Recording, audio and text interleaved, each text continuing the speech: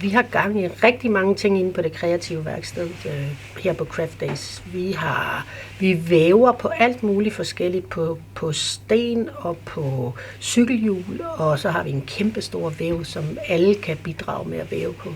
Så filter vi, og der bliver også lavet kastanjedyr. Så der sker alt muligt forskelligt sådan håndarbejde. Det, der er specielt for den her uge her, Craft Days, det er, at den her store væv, vi har, det hele er samlet omkring, og vi vil rigtig gerne have alle folk, de kommer ind og bare væver en lille smule på den her store væv, sådan så at det bliver, at alle er med til at udvikle det her store, som så forhåbentlig bliver udstillet og sådan noget bagefter. Vi har haft lidt besøg mens der har været Craft Days, og der har været nogen, der har syntes, det har været rigtig spændende, det vi laver. Vi har ikke haft så meget besøg nu, men vi håber, der kommer flere, som dagene skrider frem.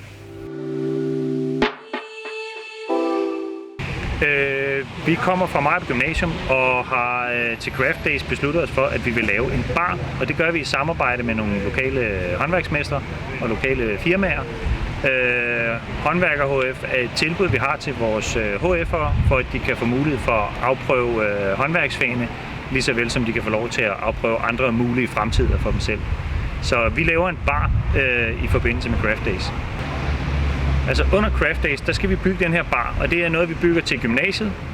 Det er for at have et produkt, som vores håndværker HF'er kan levere til skolen, som de ligesom giver til skolen, og er med til at kan man sige, sætte dem på landkortet på vores skole. De øvrige elever fra for eksempel caféudvalget og festudvalget glæder sig meget til, at den her bar den ruller ind på skolen, og at de kan få lov til at tage den i brug, lige så vel som at de ansatte glæder sig meget til, at den kommer ind, fordi den vil kunne bruges til rigtig mange projekter, vi i fremtiden skal have på gymnasiet. Indtil videre har vi ikke haft så mange besøgende i dag, men der har været lidt, og det har primært været nogle af vores samarbejdspartnere. Så vi håber, der kommer flere besøgende i løbet af ugen, men vi står her hele ugen og skal være færdige med baren på fredag.